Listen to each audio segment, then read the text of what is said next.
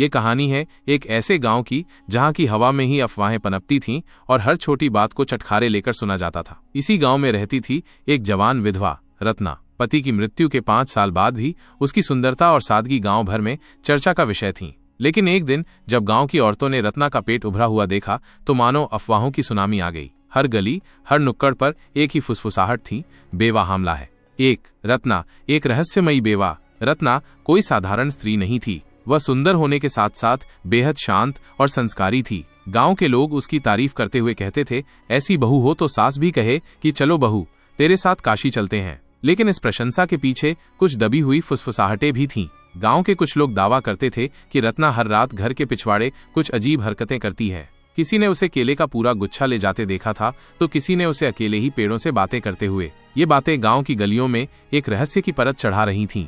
2. बंदर का आगमन। एक दिन गांव में बंदरों का एक झुंड आ गया, लेकिन उनमें से एक बंदर सबसे अलग था। बड़ा, काला भूरा और उसकी आंखों में अजीब सी चमक थी। गांव वालों ने उसे भोलू नाम दिया। भोलू का रत्ना के प्रति एक खास लगाव था। जब भी रत्ना कुएं से पानी भरने जाती, भोलू उसके पास आकर बैठ जाता। वो उसे केले खिलाती और प्यार से कहती, भोलू आज तुम बहुत अच्छे लग रहे हो। और भोलू अपने दांत दिखाकर मुस्कुराता, मानो उसकी बात समझ रहा हो। 3. गांव में सनसनी, रत्ना हमला। समय बीतता गया और एक दिन चंद्रकला काकी ने देखा कि रत्ना का पेट कुछ अलग लग रहा है। अगले ही दिन ये खबर पूरे गांव में आग की तरह फैल गई। पंचायत बुलाई गई। सरपंच ने गंभीर स्वर में पूछा, रत्ना, ये बच्चा किसका है? रत्ना ने सिर झुकाए रखा और चुप रही। उसकी चुप्पी ने गांव वालों को और उकसा दिया। तभी भीड़ में से एक आवाज आई, कहीं ये बंदर से तो नहीं?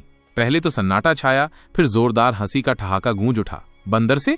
क्या बंदर भी अब आदमी बन गया? रत्ना तो बड़ी चालाक निकली। गांव का माहौल हंसी मजाक और फुसफुसाहटों से भर गया। 4. रत्ना की चुप्पी और बंदर की हिम्मत। रत्ना ने न तो इस बात से इनकार किया, न ही हाँ कहा। उसकी चुप्पी ने गांव वालों की कल्पनाओं को पंख दे दिए। एक दिन जब पंचायत चल रही थी, भोलू बंदर वहां आ पहुंचा। उसने अपना सिर झुकाया, दोनों हाथ जोड़े और रत्ना के घर की तरफ इशारा किया। लोग हक्के बक्के रह गए। अरे, ये तो कबूल कर रहा है, अब तो बंदर और बेवा की शादी होनी चाहिए। कुछ लोगों ने मजाक में कहा, चलो इस बंदर को घोड़ी पर बैठाते हैं, बारात निकलेगी।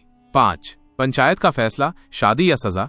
पंचायत ने गहन विचार विमर्श के बाद एक अभूतपूर्व फैसला सुनाया। सरपंच ने कहा, अगर रत्ना कुछ नहीं बोल रही है और बंदर खुद सामने आ रहा है तो इसे दैवीय संकेत मानते हैं। हम इनकी शादी करा देंगे। गांव में पहली बार एक बंदर और एक औरत की शादी की तैयारियां शुरू हो गईं। रत्ना ने बिना किसी विरोध के खुद को सजाया। मंगलसूत्र उसके गले में पड़ा। पंडित आया और कुछ बंदरों को गवाह के रूप में बिठाया गया। भोलू को रत्ना के बगल में बिठाया गया और विवाह संपन्न हुआ। अब रत्ना आधिकारिक रूप से बंदर की पत्नी बन चुकी थी। 6.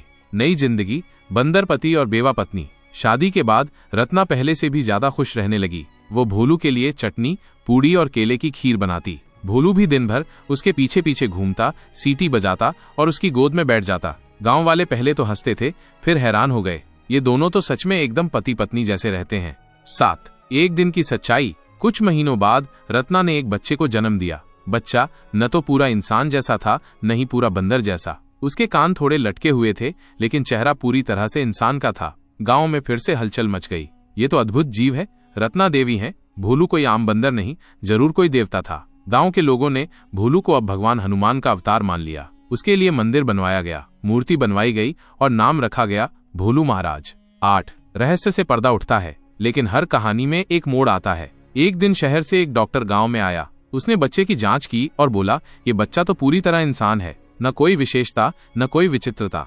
फिर उसकी नजर भोलू पर पड़ी। उसे कुछ देर निहारा और बोला, अरे, ये तो सर्कस से भागा हुआ प्रशिक्षित बंदर है। ये इंसानों जैसा व्यवहार इसलिए करता है क्योंकि इसे सिखाया गया है।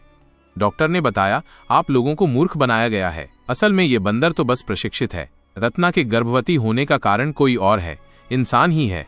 9. अंतिम मोड़, सच सामने आता है। गांव वाले फिर से इकट्ठा हुए। पंचायत बैठी। इस बार रत्ना से फिर से सवाल हुआ, सच क्या है? रत्ना की आंखों में आंसू थे। उसने कहा, मैं अकेली थी। गांव के ही एक आदमी ने रात के अंधेरे में मेरे साथ संबंध बनाए, लेकिन वो डरकर भागा हुआ है। जब मैंने देखा कि लोग मुझसे सवाल करेंगे तो मैंने भोलू को ढाल बना लिया। मैं जानती थी कि भोलू को सब पसंद करते हैं, इसलिए चुप रही। पूरा गांव शांत हो गया। उसने आगे कहा, मैं गलत थी पर मजबूर थी। समाज ने मुझे। जानी डीएसपी गरीब ऑटो वाले की बेगम की सच्चाई। एक भावुक, रहस्यपूर्ण और सामाजिक संदेश देने वाली कहानी। एक शहर का कोना, वो झोंपड़ी और एक सपना। लखनऊ के एक छोटे से इलाके में तंग गलियों के बीच एक टूटी फूटी झोंपड़ी थी, जहां रहता था रईस अहमद, एक मेहनती ऑटो वाला, और उसकी खूबसूरत शांत औरत रुबीना बेगम। रुबीना के चेहरे पर हमेशा एक अजीब सुकून और दर्द का संगम दिखता था। मोहल्ले वाले कहते थे, इतनी बड़ी खूबसूरती उस गरीबी में कैसे, लेकिन कोई नहीं जानता था कि रुबीना कौन थी, कहां से आई थी। रईस ईमानदारी से ऑटो चलाता। दिन भर की थकावट के बाद जब वो शाम को घर लौटता तो रुबीना उसके पाँव दबाती, प्यार से खाना परोसती और फिर चुपचाप एक कोने में बैठकर पढ़ाई करती। जी हाँ, वो पढ़ती थी कानून, पुलिस प्रशासन और मोटिवेशनल किताबें। रईस अक्सर कहता, रुबीना, तू कौन सी दुनिया में जी रही है? ये सब गरीबों के बस की बात नहीं। रुबीना मुस्कुराकर कहती, तू तो मेरा राजा है रईस, मगर एक दिन तेरी बीवी वर्दी में होगी, देख लेना। दो छिपा अतीत, एक रहस्य जो सीने में दफन था। रुबीना का असली नाम रूबी खान था। वो एक वक्त में एक बड़े पुलिस अधिकारी डीआईजी अफसर रफीक खान की बेटी थी। एक राजसी बंगले में पली बढ़ी, पर जब उसने इंसाफ की बात की, अपने ही घर में हो रहे एक नाजायज फांसी के केस को उजागर करने की कोशिश की, तो साजिशों का शिकार बन गई। उसके ही बाप ने उसे पागल घोषित करवा दिया। नशे की दवा खिलाकर उसे एक बंद कमरे में कैद करवा दिया गया। लेकिन रूबी ने हार नहीं मानी। एक दिन किसी तरह भाग निकली और भागते भागते पहुंची रईस के पास, जिसने उसे इंसान समझकर अपनाया।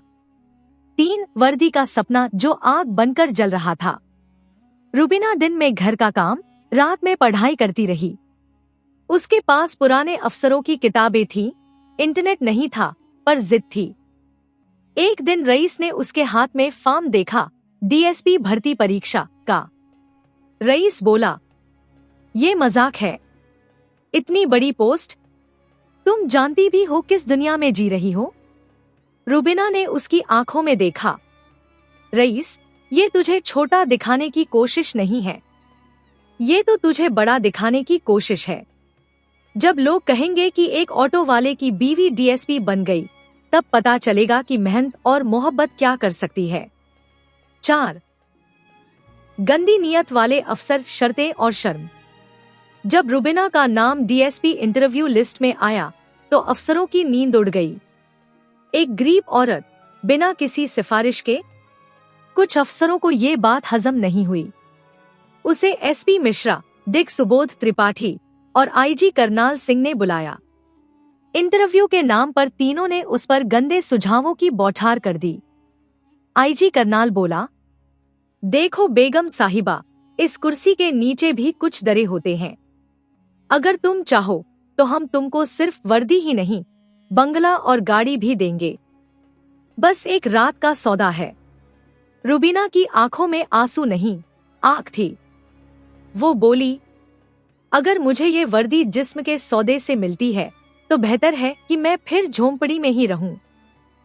लेकिन याद रखना, मैं किसी दिन तुम्हारे सामने इस वर्दी में खड़ी रहूंगी और फिर तुम्हारी कुर्सी नहीं बचेगी।